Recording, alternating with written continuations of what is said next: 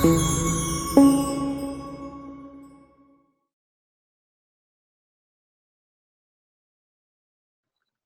hello, dear chocolate fans, and welcome to the Schokoladen-Gourmet-Festival in Hanover in Germany. My name is Michaela Schupp from Schokoladen-Gourmet-Festival, and my guest today is coming from the other side of the world, really, from Chile, and his name is Mark Gerrits, and he's in Santiago. Hello. From OBOLO Chocolates.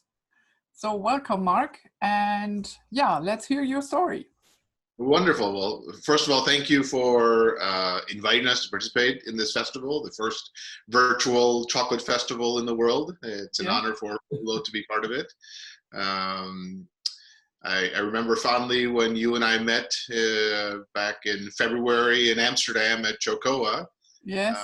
Talked about your business and OBOLO, and you mentioned the festival, and I was dreaming at that moment of actually traveling to Hanover, but maybe we could do that the next year or the year after. Let's see. Yeah, but it's an honor to be participating this way. Well, thank you for joining us, and yeah, maybe you want to tell about your story, why you make chocolate, and you have a production, so you're making chocolate and also bonbons, as I saw.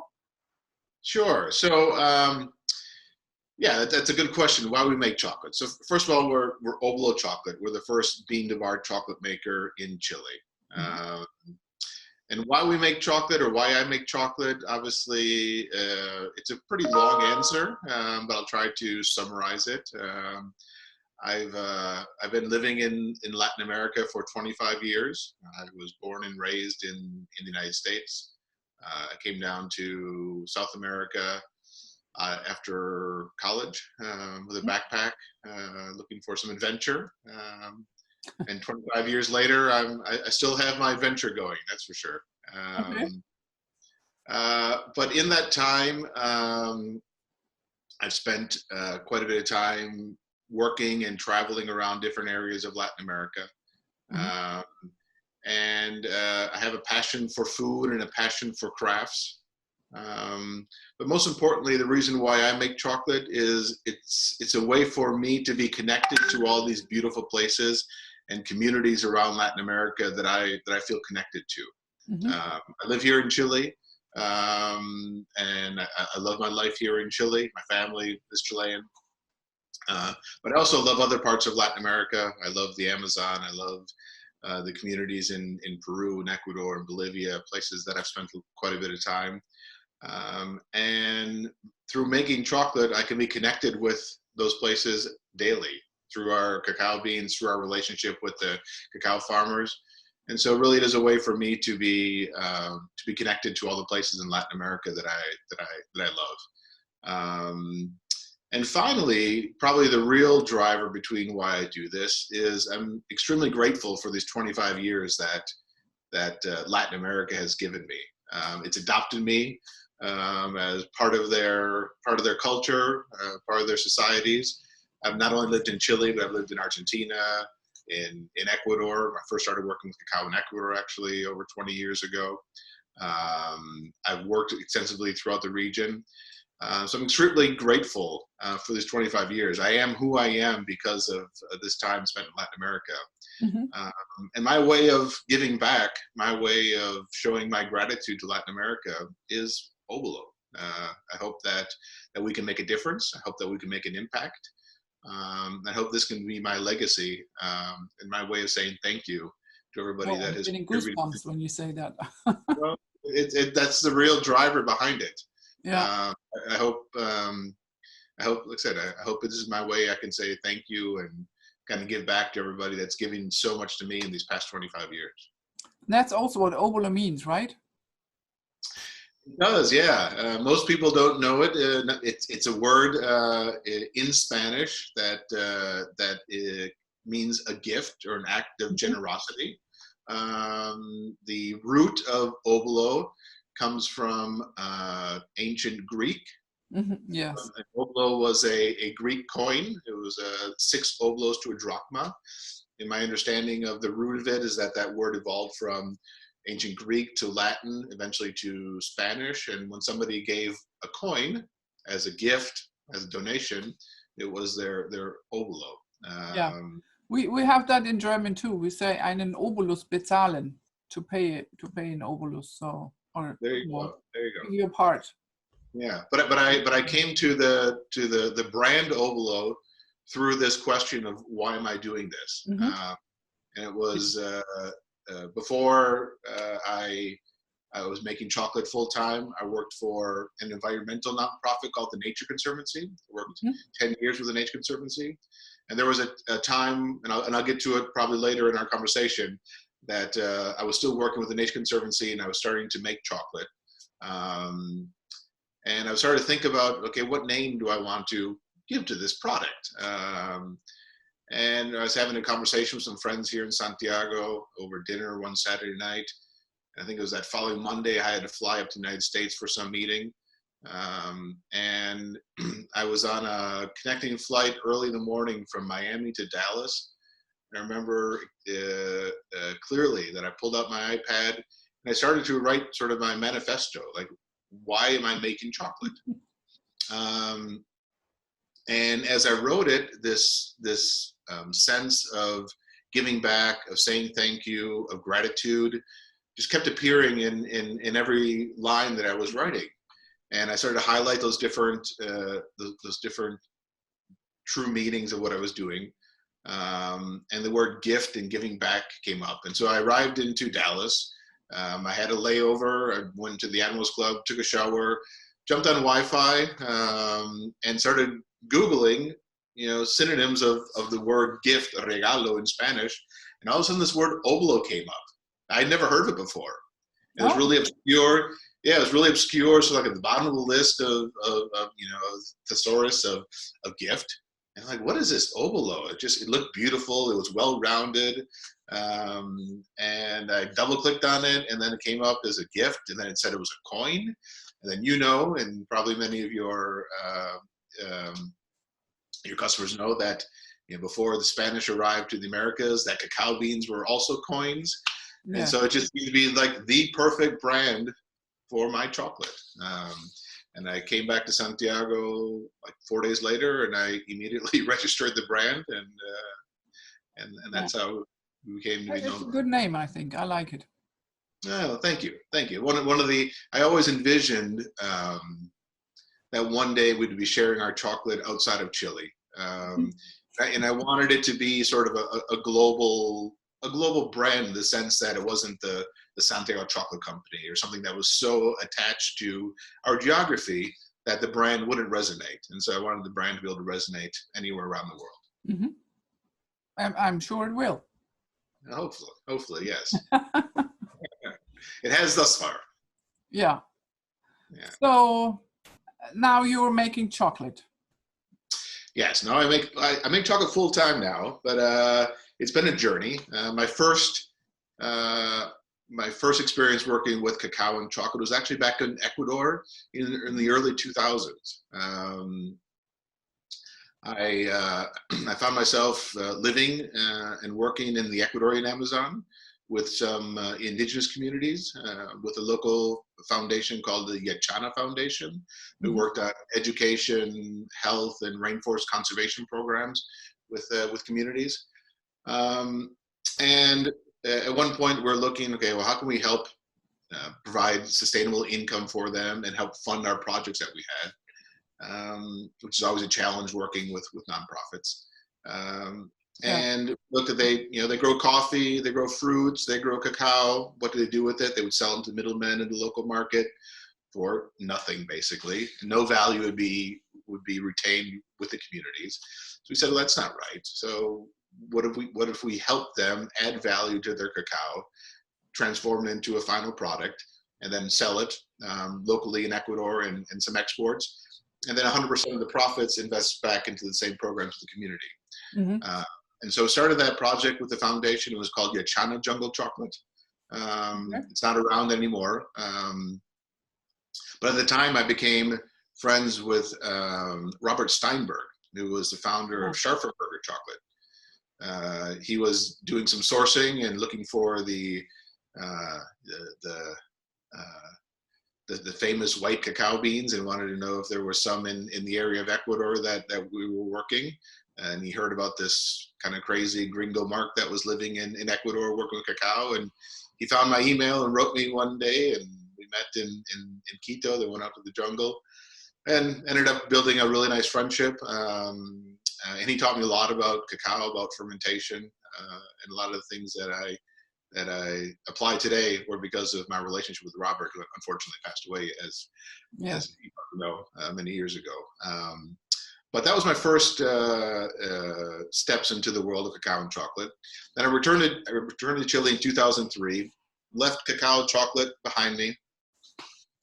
I always enjoyed buying chocolate when I would travel, but never thought about making chocolate again or getting back into chocolate.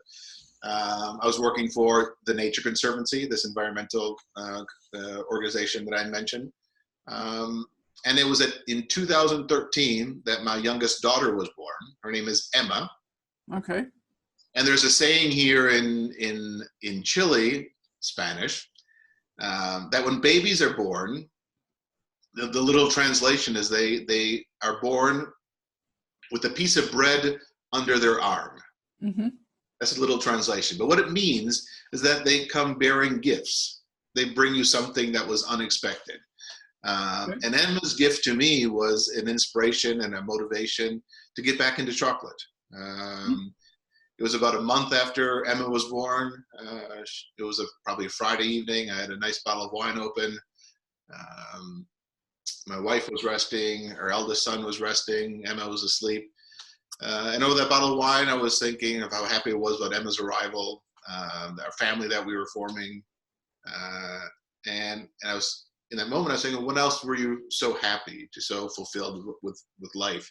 Yeah. And the image, the emotions, more than the image, the emotions of working with cacao, connected to the communities of cacao farmers, and making chocolate, being involved in a craft where you actually make something, just struck me. And I didn't know what it meant. We're talking now May of 2013. I didn't know what it meant at the time. I couldn't envision all this, but that was the inspiration to get back into chocolate. Okay. When you get an inspiration, maybe you start seeing signs or doors start opening. And so maybe about 3 weeks after that, reading the local newspaper, I saw that there was a chocolate festival or chocolate fair here in Santiago on a weekend. So I said, I'll go and see what's happening with the world of chocolate here in Chile. You know, we are in South America. We're on the continent where cacao, originated.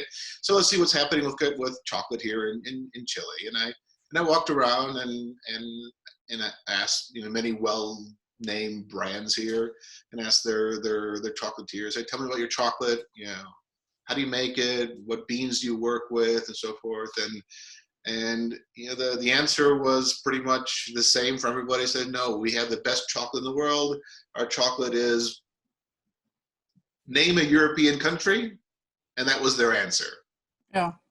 I don't want to offend anybody, but they said, they were just, and so they were just working with coverture. And I said, okay, fine.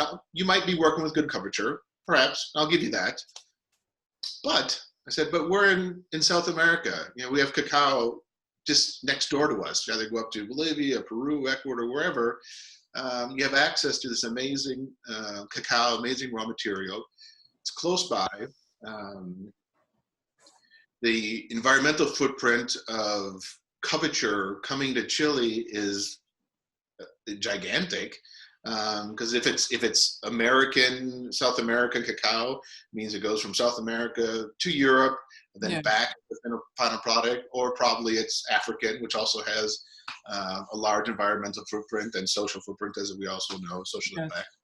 And so I said, just go a few miles north of here, develop a relationship. You speak the same language, develop a relationship with cacao farmers, bring your own cacao, and make your own chocolate how you would like to.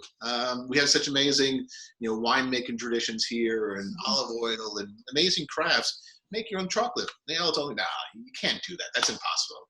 You can't make your own chocolate. There's no machinery for it. It's difficult. You can't import cacao into Chile. There are all these excuses that they had.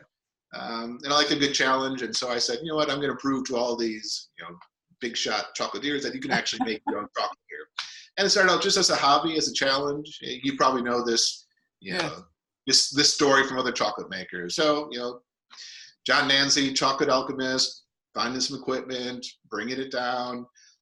I was still working with the Nature Conservancy, so I was working on projects in Peru and Bolivia and so forth. And one trip I had to Peru, I took the weekend and started visiting cooperatives in different parts of the country, started reacquire my knowledge of cacao and tasting it. Anyways, and within 3 months, I think I had, the first grinders and everything, and I was making chocolate, and did that for a hobby for a couple of years. And in September of 2015, so 5 years ago now, I came up to my 10-year anniversary of my work with the Nature Conservancy. Kind of felt that 10 years was a good round number. I had accomplished a lot of things that I wanted to do.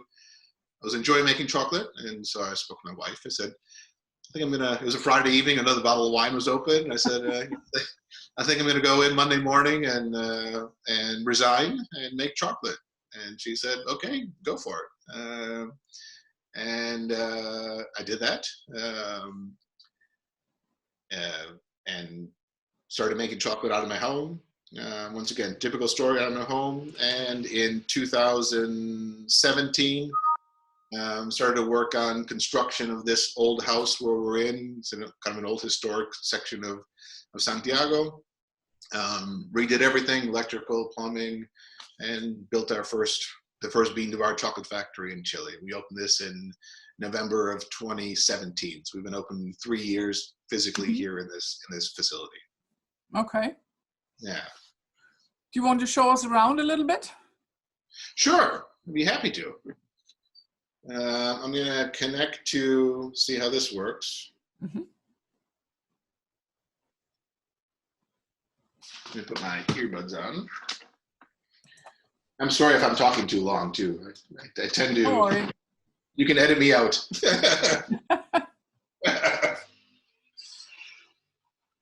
But I like the stories about everybody. It's so interesting. Yeah. And okay, let's see now. All right. So here we are in OBOLO chocolate. Welcome. So this is our storefront that we're in right now. It's our store has been closed since March because of the quarantine.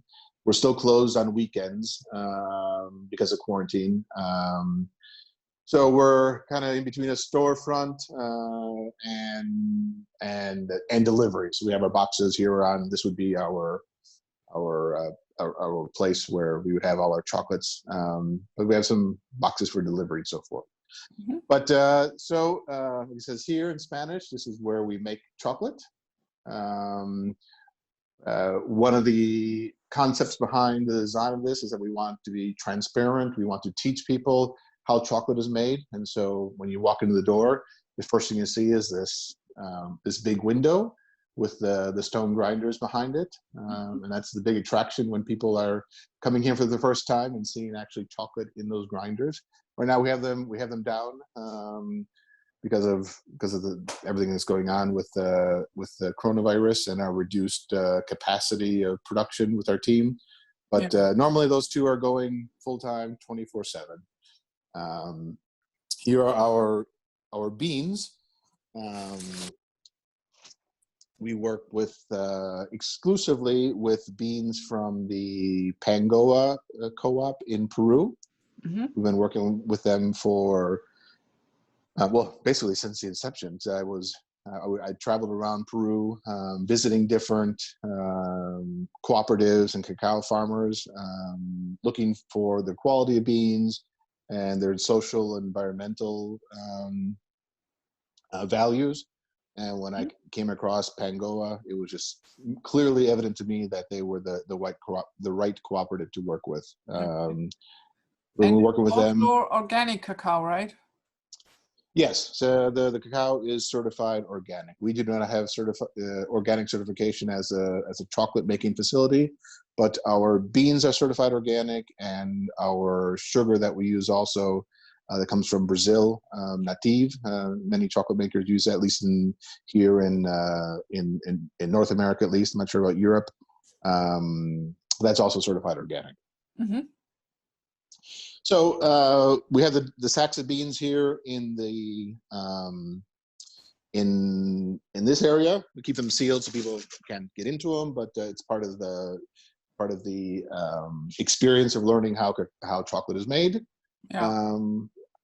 And then we have our videos of our work with the cooperative in Pangoa. The idea is, as I said before, we're the first chocolate maker in Chile. Everybody has the concept that chocolate is European. It's not South American. It's not Latin American. And so what we want to do here is teach people that, well, actually, it does come from South America. And we can have sort of our own traditions of chocolate making here. And so we want to educate people on where cacao comes from, how it's grown, how it's harvested, how it's fermented, etc. So that's sort of one of our ideas behind this little shop here is education. So the fermentation, how do they do that in the boxes? Yeah, so you can see some videos there. Yeah, so they have their fermentation protocols. An average of 7 days for fermentation, depending on the temperature, depending on climate change actually affecting considerably the not normally rains and cool weather during the harvest season. But they monitor the temperatures, and it's an average of 7 days of fermentation. Okay. Yeah. And do you know how often they turn them around? They turn them around. I believe it's at least daily, but I think it really depends on the temperatures that they're monitoring in the boxes. Okay. Yeah, I know that they've built some new fermentation boxes and put some roofs over them in order to better control the temperature of the environment around the boxes and to have better control over the temperature in the fermentation itself. Okay. Yeah. So let's see if the Wi-Fi works. If we go into our factory, like I said, everybody is at home today. And what we're going to do is first go back into our roasting room. So as you know, the first step in chocolate making is roasting. Yeah. And so this is our cacao roaster. I'm really proud of this machine here because it's the first cacao roaster made in Chile also. There's no equipment for chocolate making here. And I needed to source all the different equipment that we needed, of course. And you couldn't import anything from maybe the United States? Yeah, so here, hold on, we're cutting out here. And so I wanted to find, I wanted to source equipment locally if possible. And I found this family down in southern Chile that roasts, it's called a Chilean hazelnut. It's called the Avellana Chilena. And they started roasting their own hazelnuts with a roaster that they had made themselves. And they became well known in their area of southern Chile for their hazelnuts and also for their roasters. And they started to get requests from people in the area to make small roasters for their own. People could make their own roasted hazelnuts. And so I got in contact with them and I said, hey, look, I'm a chocolate maker in Santiago. I want to make a cacao roaster. And I said, can you help me out? I said, yeah, we'd love to, but we know nothing about cacao roasting. If you're willing to kind of work with us and figure out some more of the specs, and we could do it. And so I did some research online and figured out what heat transfer is needed, temperature ranges, airflow, RPMs of the drum, and I sent them those specs, and they said, okay, let me work on it. And a month later or so, 2 months later, they said, hey, we got a prototype ready for you. You want to try it out? And I said, sure. So I got on a bus one night about an 8-hour bus ride from Santiago, literally with 2 buckets of beans. I put two 10-kilo buckets of beans into the bus with me. I got off the bus the following morning.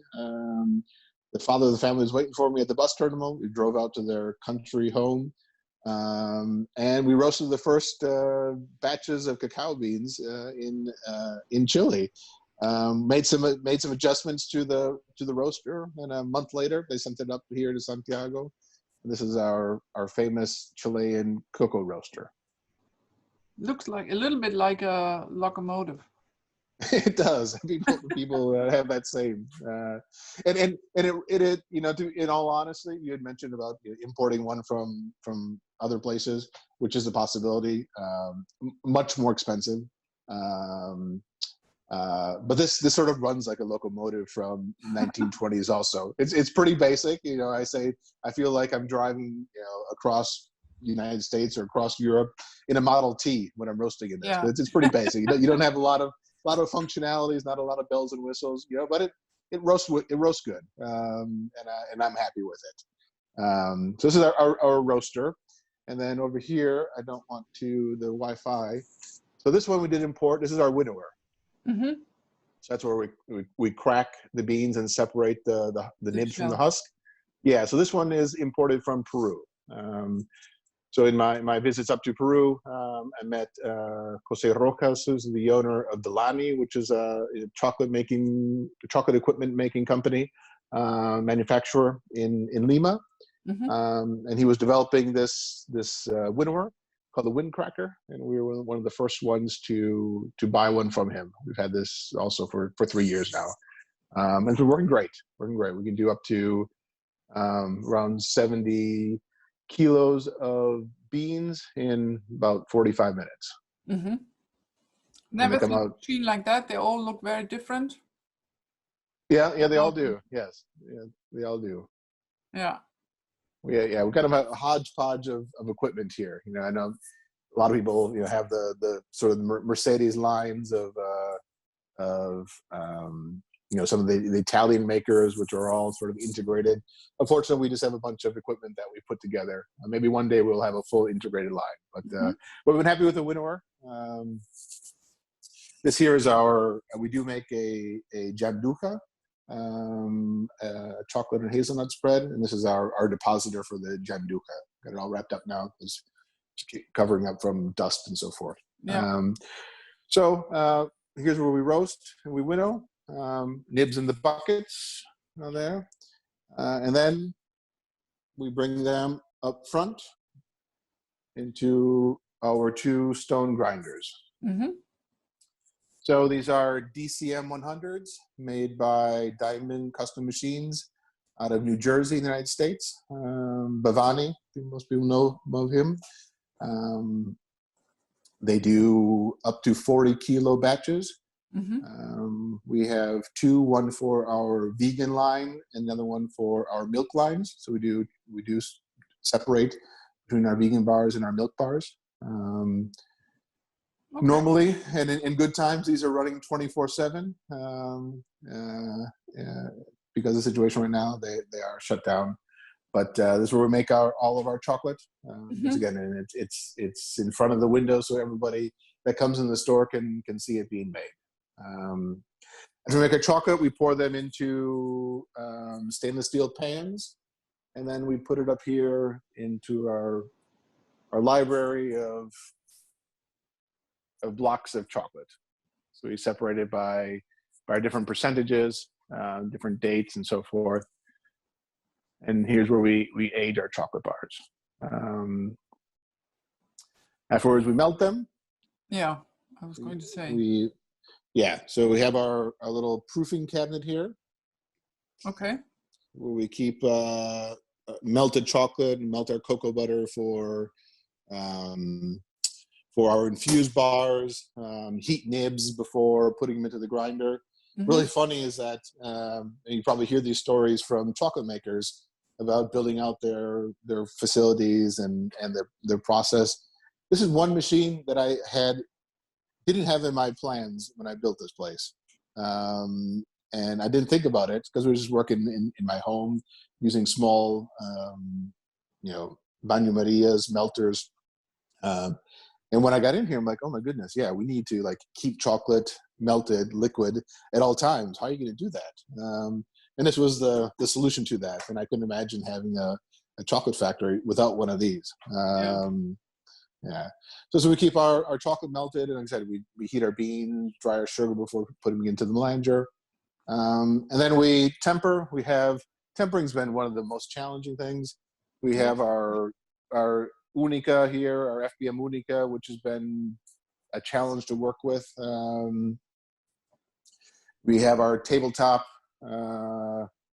Revelation Delta, which does a lot of it, because we have 15 different varieties of bars. So we found that having smaller tempering machines that can be versatile and change over flavors quickly is a good thing. Use that one, and then we recently bought that one from Canada that we haven't used yet. It's a wheel temper that we're going to try. Okay. So temper, we mold. Here's our molds. So we got our vegan molds there. We separate our molds also. Mold, and then hand package and box them up and ship them out. Wonderful. Yeah. I like the packaging. Thank you. Yeah, so here you can Very nice. see the lineup of packaging. Yeah, the packaging was a, let me see if I can turn this around. How do I do that? I am so inept at these things. There we go. I'm back. Yeah, packaging was a part of the evolution of ÓBOLO. So when we started, we had a really simple craft packaging with a sticker on it, and we would hand stamp the brand ÓBOLO, and had that for too many years, actually. Never got around to upgrading our packaging and our bar design. And then we started sending some shipments of bars up to North America to do some test exports, kind of see what the reaction of the consumer would be. And two things that we heard back. Three things. One, yeah, we like your chocolate. You're a good chocolate maker. But two, your packaging is completely inferior, not only from design, but easy to use, open, reseal, standing out on the shelf, next to other chocolate makers. It needs to get better. And then the second thing we heard was, okay, you make good chocolate. Your Pangola 70% bar is excellent, but there's a lot of good 70% chocolate bars out there. Yes.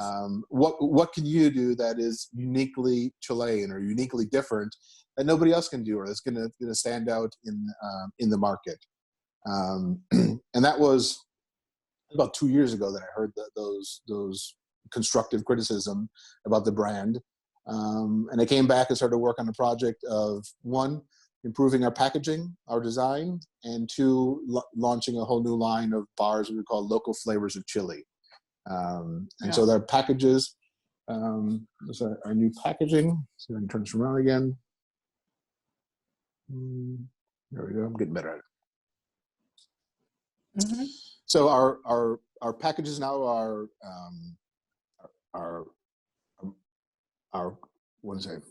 completely sustainable. So we continue with our craft packaging on the outside. Our inside wrapper is also can be composted, so it's not plastic, so it can be composted.